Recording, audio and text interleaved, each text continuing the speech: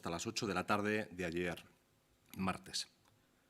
Hasta esa hora han sido 234 los nuevos positivos confirmados de COVID-19 contabilizados en Euskadi, lo que nos sitúa a día de hoy en un total de 13.044 personas contagiadas. De ellas, 905 se encuentran ingresadas en nuestros centros sanitarios.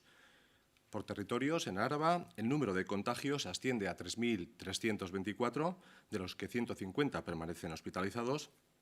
En Vizcaya son 7.328 las personas contagiadas, de las que 550 se encuentran ingresadas, mientras que en Guipúzcoa el número de positivos es de 2.392, de los que 205 se encuentran hospitalizados.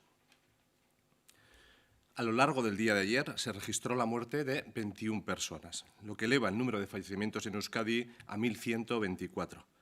Trasladamos todo nuestro cariño a las familias y amigos. Por arrojar algo de luz a las cifras de fallecidos, nos situamos de nuevo en números algo más bajos a los registrados la semana pasada. Eso es buena señal, pero tenemos que ser prudentes todavía. Ospitaletan datuak positiboak dira. 79 pertsona gutxiago zeunden ingresatuta atzo, aurreko egunarekin konparatuz.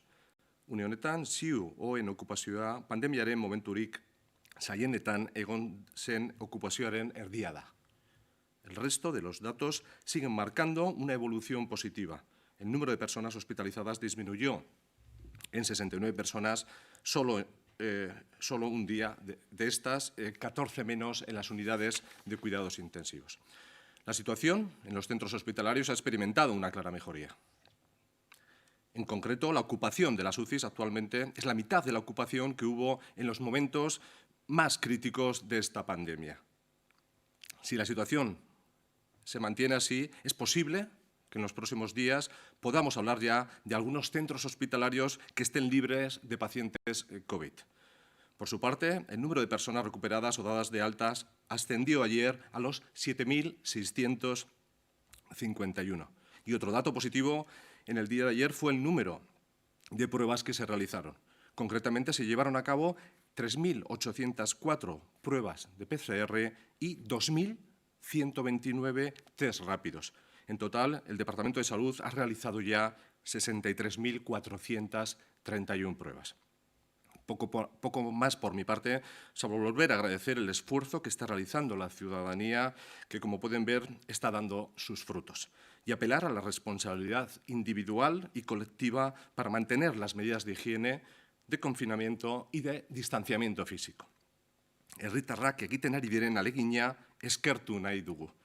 Bide honetik goaz, baina horretarako hartu diren neurriak esperatzen jarraitu behar dugu. Nada más por mi parte, eskerrik asko, y quedo a su disposición por si hubiera alguna pregunta. Sí, eguerdión, doctor Sánchez. Le traslado las preguntas recogidas a lo largo de la mañana. La primera, ¿a qué se debe el aumento de contagios 234? ¿Cómo lo valora? Sí, lo acabo de explicar dentro de mi intervención. Hemos incrementado notablemente el número de pruebas que hemos realizado. Hablaba de 3.804 PCRs y 2.129 test rápidos realizados solo en el día de ayer. Esto indudablemente supone un importante aumento, un importante número de pruebas realizadas y, por tanto, el número de positivos que esperamos está en consonancia con el número de pruebas que se han realizado. Sobre la realización de tests hay varias preguntas. La primera dice, tras la reciente orden del Tribunal Superior de Justicia del País Vasco a Osakidetza para que haga de forma inmediata test de COVID a la totalidad de la plantilla, ¿Osakidetza ha preparado ya un calendario para efectuar las pruebas diagnósticas a todo el personal? Sí, tal como ustedes saben, le hemos dicho en numerosas ocasiones, gran parte de nuestra estrategia se basa en la realización de pruebas complementarias que nos ayuden. Quisiera saber cuál es la situación. Incluso también lo decíamos la semana pasada, nos están ayudando también en relación con cómo se va a plantear o cómo podemos acometer la situación en el futuro más próximo. Estoy hablando de los próximos meses, estoy hablando del otoño. En relación con esto, ya anunciamos hace días que estamos realizando a la totalidad de los centros sanitarios, y me estoy refiriendo a personas residentes, y también a sus trabajadores, estas pruebas diagnósticas. Y asimismo, y tal como comentó la consejera de Salud la semana pasada, íbamos a empezar con la realización de estos test para el personal de nuestros centros sanitarios. Y como digo, así empezamos ya la semana pasada por varios de ellos. Hemos priorizado en relación con esta actuación aquellas áreas que atendieron o están atendiendo directamente a aquellos pacientes con COVID-19 y progresivamente a lo largo del tiempo lo vamos a extender a la totalidad de la plantilla de Osakidetza. Sí, sobre los test también en relación al muestreo que se está llevando a cabo en la OSI Araba. Preguntan, ¿se han realizado test similares en otras OSIs? ¿Cuáles son los resultados? Dice el periodista, si hasta un 9% de los sanitarios asintomáticos ha podido superar la enfermedad, ¿es extrapolable ese porcentaje al conjunto de la población? Sí, esta pregunta hace referencia a lo mismo que acabo de contar, ¿no? Ya decía que ya la consejera de Salud había anunciado que habíamos empezado a hacer test a personal de nuestros centros sanitarios y la OSI Araba es uno de los centros donde efectivamente se empezó la semana de estudios y la realización de las pruebas a la totalidad de la plantilla de Osakidetza. Y efectivamente, de la misma manera que empezamos en OSI Araba, fue uno de los primeros centros, pero no el único. Es decir, hay otras OSIs donde también se empezó la semana pasada la realización de estas pruebas, pero como puede entender, todavía no tenemos los datos a tal respecto. La siguiente pregunta. En los últimos días se ha producido un descenso significativo de la cifra de personas únicas analizadas y quería saber a qué puede deberse. Bueno, hemos aumentado. De hecho, en el día de ayer se habían hecho pruebas a 48.543 personas únicas y en el día anterior, el lunes, a 45.707, el anterior a 44.096. Y, de hecho, como acabamos de comentar, y lo he dicho ya en varias ocasiones, en el día de hoy hemos aumentado y tenemos el número de test de pruebas realizadas y seguimos aumentando, que es nuestra estrategia. Sí que es verdad, lo que estamos viendo es que el número de positivos, es decir, de la gente que estamos detectando, va disminuyendo y esto indudablemente es un buen dato. Además, también es importante que, en relación con este incremento del número de pruebas, estamos incrementando incluso las pruebas que estamos realizando a pacientes que ya tienen alguna prueba realizada, de cara a garantizar la evolución de esa enfermedad, incluso el alta de estos pacientes con PCRs. Una última cuestión sobre los test. ¿Cuántos test ha comprado el Gobierno vasco a proveedores privados y de qué empresas son? ¿Cuál ha sido su coste? Sí, creo que ya lo comentaba el lunes haciendo referencia a los test diagnósticos. Osakidetza siempre ha sabido adaptarse a la situación que tenía entre manos y, como no puede ser de otra manera, también lo estamos haciendo ante esta situación.